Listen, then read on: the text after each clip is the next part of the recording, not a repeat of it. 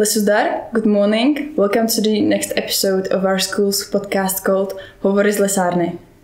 Today's guest, Michael Smith, is a teacher assistant from South Carolina in the USA. Welcome and thank you for joining us. Thank you for having me on. Michael, can you tell me what got you to teaching at our school and how does the Fulbright Commission work? Yes. Okay, so the Fulbright Commission is a bilateral agreement between the US and other countries. I think the US has agreements with maybe like 100-ish countries. I'm not totally sure. But the Czech Fulbright Commission is based in Prague. I applied to the program through the US, and they accept about 30 English teaching assistants and maybe about 10 people for research and teaching in Prague. And I was placed at the Czech Forestry Academy based on my background in like ecology and biology. And I think Miss Molnarova also applied to have an English teaching assistant, so we were matched about a year ago in April. Did you know that you will be going to Czech Republic, or did you just apply and you were added here? Yes, I applied specifically to the Czech Republic. Mm-hmm. There were a number of factors, but it was a place that my mom had been before, and she recommended it, and I had never been before, obviously, and but I'm very happy that I am in the Czech Republic and very happy that I'm placed here at the Czech Forestry Academy.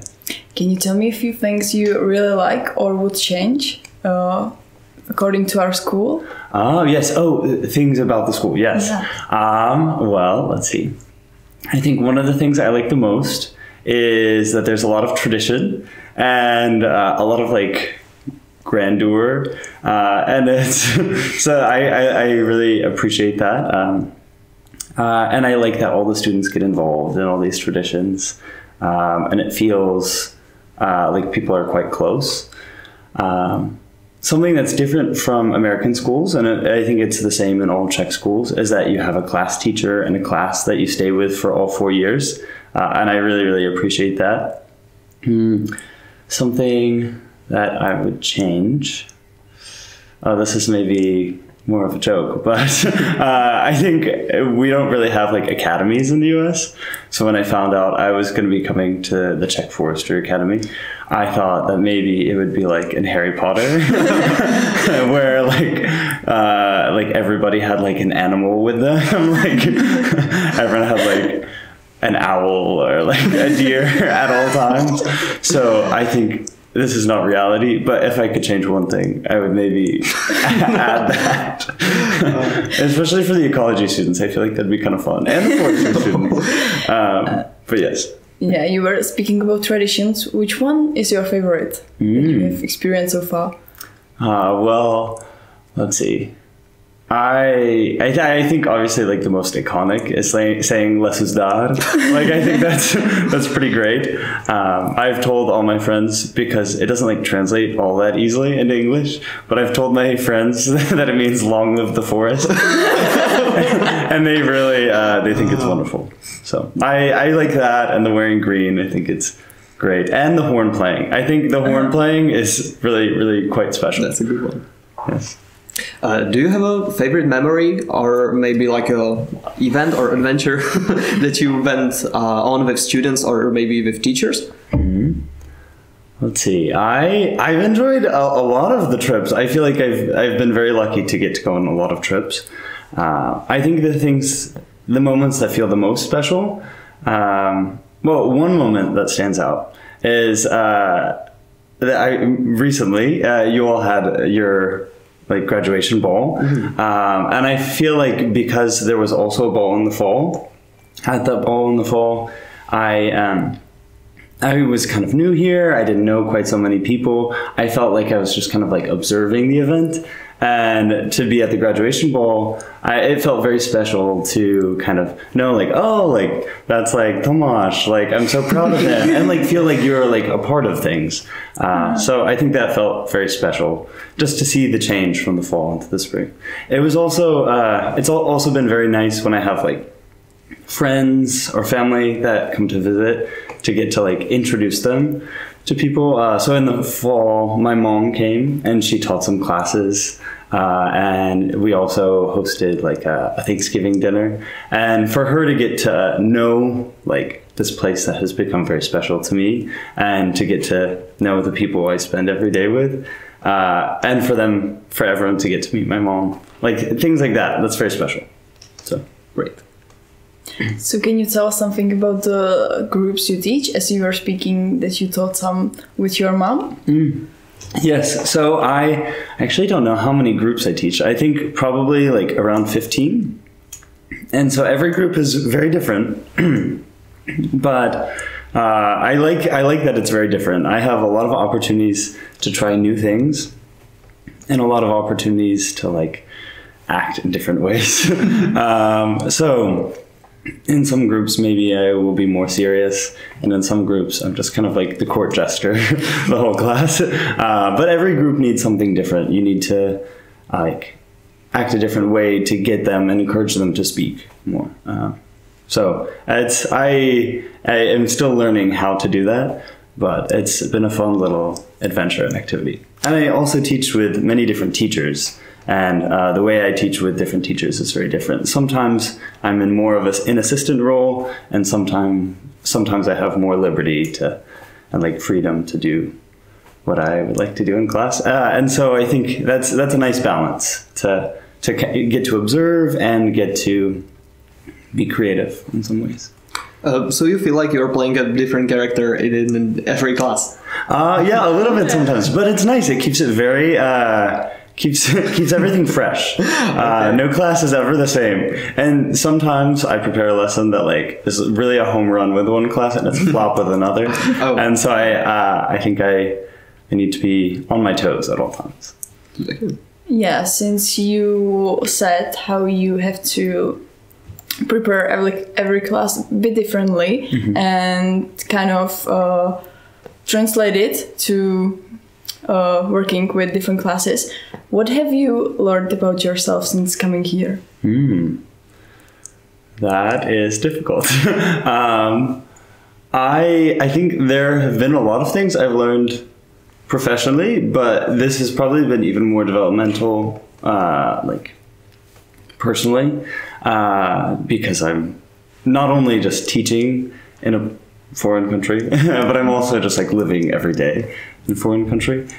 So I think adapting to a new environment has taught me that I'm more independent than I thought I was. I've lived with someone else my whole life, like my family or like a roommate in college. And this is the first time I'm like, I don't share like a space with someone. And so, well, one thing I learned is that I'm quite messy. I didn't know that until I lived on my own. But I've also learned that like, I like traveling to go see friends. I haven't had to figure that out on my own quite as much as I have had to this year. So I've learned that I am able to figure those things out, and I'm able to like figure out shopping in another language, and it's nice to know that I'm able to do that because I haven't had to do that before. So what have you learned about people in general, especially Czech people? Is there something interesting? About Czech people? Let's see. I have gotten into a lot of like situations in which I've had to rely on like the goodness and kindness of other people, just by nature of me not speaking a lot of Czech, and by nature of me being in a place that I don't understand, like how to get around, like what is customary.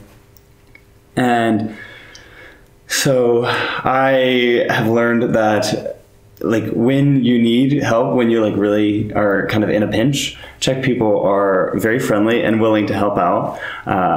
I think some people maybe have this, like my students have said like, oh, like Americans must be so friendly, like it must be different in the Czech Republic. But I think that while Czech people might like smile less on public transport, they're just as like willing to help out when you really need it, and honestly probably even more genuine in like interactions with people that they know. So yeah, one time my uncle and I were driving and like hit a patch of ice and went off the road. And even though I didn't speak Czech and I didn't speak a lot of Czech, these people were really willing to like jump out of their car, help us, get a tow truck to come, and they spent like 30 minutes helping a stranger out. So I think I've learned that people in general are very helpful and kind when you really need them, and Czech people, especially in small towns, are also the same. Okay, great. Would you have maybe one more difference between the American people and the Czech? Mm-hmm. Maybe that Czech humor is a bit drier and more blunt than I'm used to. I think Americans can maybe like talk around what they mean. They're less direct. Mm-hmm. So in humor and in just like conversation, I think Czech people are very like straight to the point, and sometimes it's a little disarming. I'm not like used to it always, but I think it's refreshing and it can be quite funny. The Czech humor can be it's something very different for me. Can you tell us how does your typical day look like? Yes. So it starts out in a hurry. It's a little chaotic in the morning. I usually wake up an undetermined amount of time before class. So somewhere between 30 minutes and 20 minutes. And I get ready really quickly, have some breakfast. I always have enough time to like listen to like the perfect song to like get my morning started, and I walk up to class. Usually I am like a teeny bit late and I have wet hair, and then I teach all day. Some days I teach 4 classes, some days I teach 8 classes. It just depends on the day. And then in the afternoons I usually like walk around the town, go shopping, get whatever I need to get. I spend a lot of time like reading and walking in the forest and talking to friends. And it depends on the night of the week, but usually I either play like football or I practice trumpet, have some kind of rehearsal, and sometimes meet up with people. So You mentioned before that you like to visit friends. Mm-hmm. So how does your typical weekend look like? That's a good question. So it always depends on the weekend. Sometimes I stay here and friends will come to visit. And sometimes I go to visit my other friends. Like I mentioned, there are about 30 people in the Fulbright program. And so most of the time on the weekends, I go to visit those people. And there are also people from the US. So like Friday or Saturday, I'll take a train, meet up with my friends, we'll chat, boogie around the town, and then I will usually come back on Sunday. If I'm in town on Sunday, usually I spend the day with Miss Molnarova and her family, and in the evenings, on every Sunday evening, I have this tradition, just because I like routine.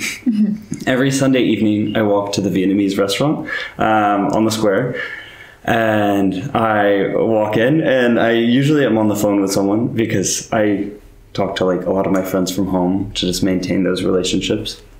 And I order the 64 to go with rice. And at this point in the year, like having done this many times, the man at the counter always knows what I'm about to order. And so he goes, hello, before I can even say dobrý den. And he's like, oh, you want the 64 to go? And I was like, how did you know? So, and then I will call a friend and eat my food in the park somewhere, and then go for a walk and talk to my friend usually. That is nice. That's great. You mentioned that you travel a lot and visit your friends, and not only in Czech Republic but also around Europe. Do you have a favorite city in Europe that you like? Mm-hmm. Yes. Let's see. I think. Yeah, most of the time when I visit my friends, we stay within the Czech Republic, just because while we're here and while they're in small towns in the Czech Republic, it's fun to see that dynamic. and also to see their hometown or their like host towns. I think my favorite town, or my favorite city, this is a little difficult. I feel like my favorite towns or favorite cities are my favorite because of like memories that I had there. So I really, really enjoyed Olomouc. When I went, a lot of my friends, like I think there were like 6 or 7 of us, and we just had a very nice time. And we had a fun weekend. And it's also just a really cute city. So I liked Olomouc. I went over New Year's to visit Berlin, and so all of my friends like had a big New Year's party together, and so I liked Berlin a lot for that reason. I feel like I had nice memories there. But Prague being so close, a lot of times like my friends and I will meet up in Prague. So I feel like it's like a bit bigger of a city than I'm used to, because I'm from a smaller town, but it's nice. I feel like I have a lot of nice memories in Prague. Okay, thanks. Since you have visited so many cities and have a lot of comparison, how do you like living in Trutnov in general? Mm-hmm. I really like Trutnov. I couldn't have asked for a better town to have been placed in. I think it's pretty perfect. It being so close to the mountains, I get to go hiking a lot, especially when people come to visit. I feel like I always take them hiking. So that's quite nice. Definitely a big pro of living in Trutnov. And I think it's a small town, but it doesn't feel so small because there are so many town events and people in the town are quite active. So I think it's a nice place to live. I also really like this forest just behind the school. I point like it's right there, but yeah, I think that's really nice, living so close to the forest and getting to walk around and talk to people. Yeah, you are very active and walk a lot. So you have a favorite place in the giant mountains you maybe have been to? It's a good question. I have not been a ton of different places in the giant mountains.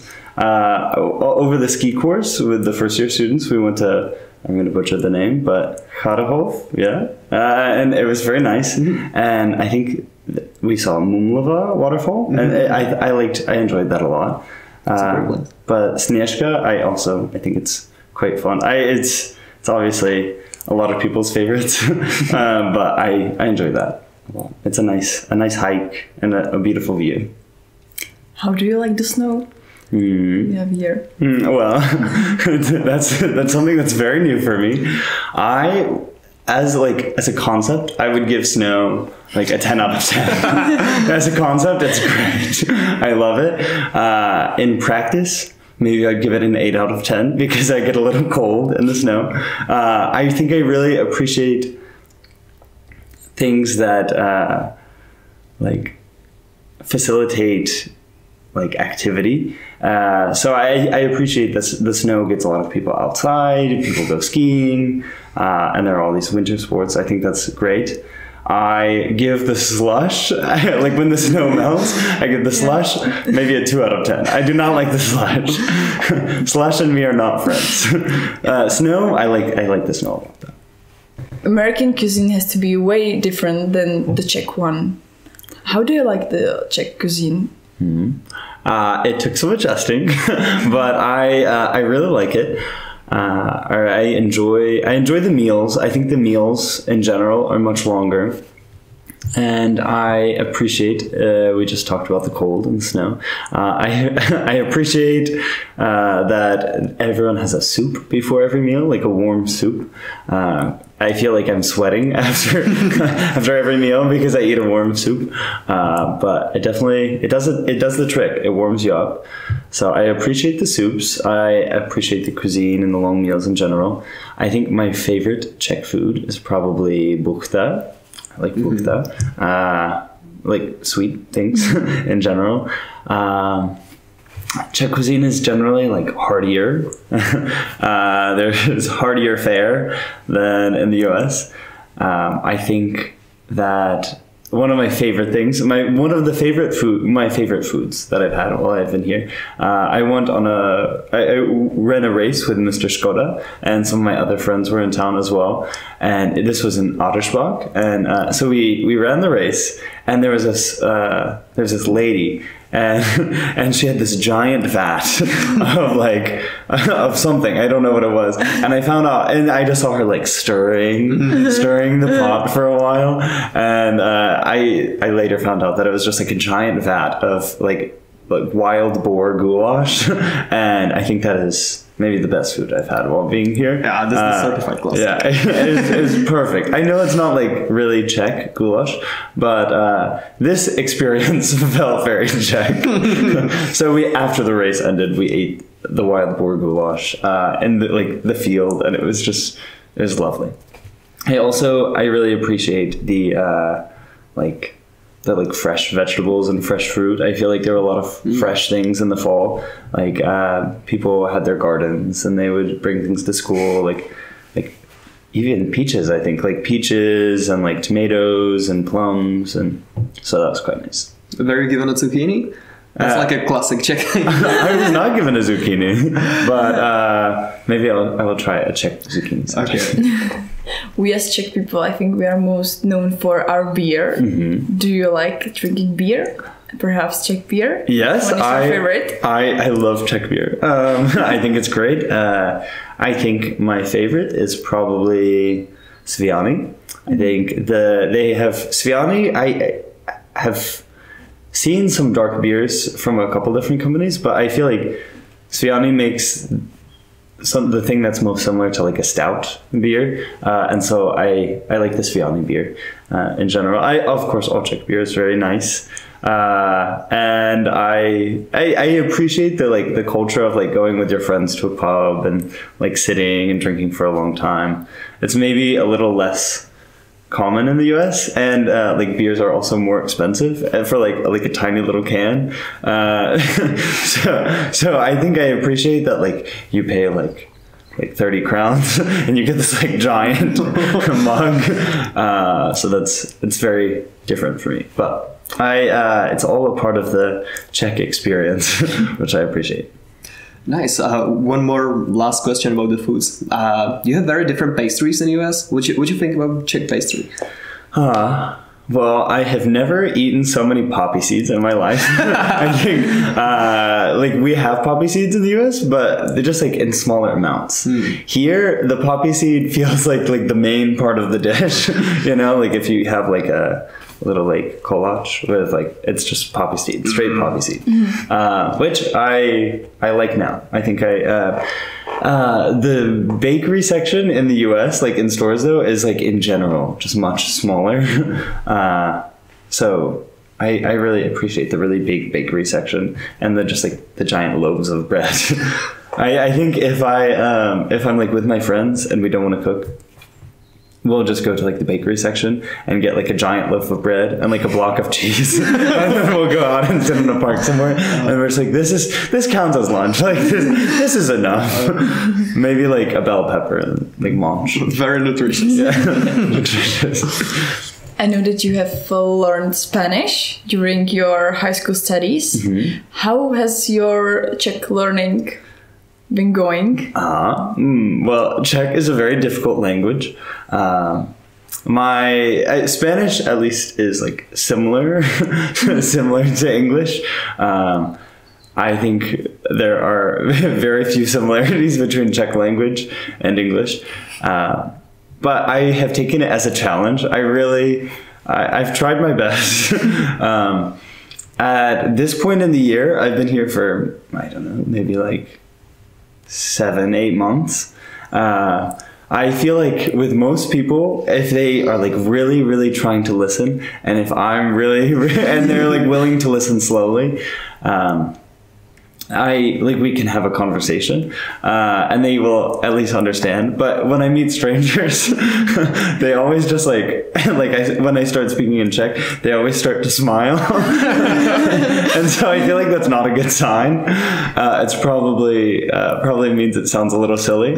But I don't know. As long as I can be understood when I need to be, That's the purpose of language. I think it might sound silly, but I think people appreciate that you are trying very hard. So do you speak Czech on daily basis when you go to shops, or do you just use English and hope for the best? The Czech people English. In Trutnov, I speak only Czech in like stores and except for like when I know that someone speaks English, and it would be silly for me to speak Czech because there are some people who speak English so well that they would much rather just speak in English. Or if people are in a hurry, sometimes they don't have the time to like wait for me to try to get a sentence out. So usually though I speak in Czech, or like I try my best and just hope that they understand.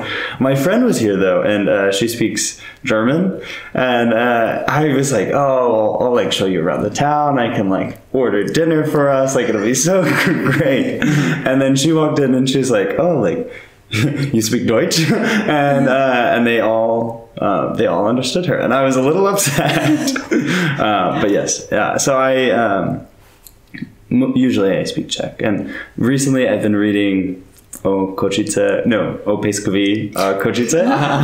So that's taught me some helpful new words. So nice. Okay, so you recently yourself have graduated and finished your college. Mm-hmm. Is there maybe advice you would give to our students? Yes. Let's see. I think at my high school graduation, actually, this is going to sound very like somber and morbid, but my high school graduation, I think it was like my history teacher, he got the journal of, he read entries from someone's journal, and the person had been in World War I or World War II, I think. It was like an American soldier, and he was very young, like around like 18, and at the time, like I was also 18, and I think, I don't know what the letters were about exactly, but at the end of his speech, he's like, and then he died. And so he mostly like told us just like that, like, not that time was limited, but just to like, as we enter this new chapter of our life, like you can't take anything for granted. Mm-hmm. And you have so much ahead of you, and you have so many exciting opportunities, and you shouldn't be afraid to mess up, but you shouldn't like be stuck in something that you really don't appreciate, and you should take every opportunity to the fullest, and that you should like find out what's important to you and then pursue that with your whole heart, and like find out the people that are the most important to you, and like invest deeply and in those relationships. And so while the first part was very morbid, the second part was quite uplifting. And so I would say I agree with that advice that, you really can't take things for granted, and it's important to find out what's important to you, and find out the people that are important to you, and spend as much of your energy pursuing those things as possible, because your time on a daily basis is limited.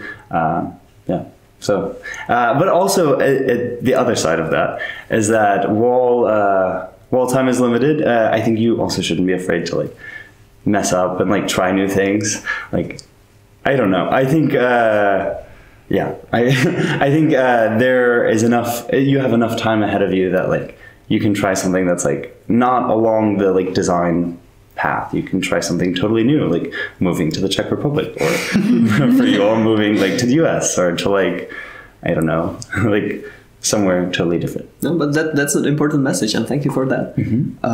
Okay, I think one last question. What are your plans for the future? Mm-hmm. Maybe for the next year? Yes, that is it's a wonderful question. I'm trying to take things one step at a time.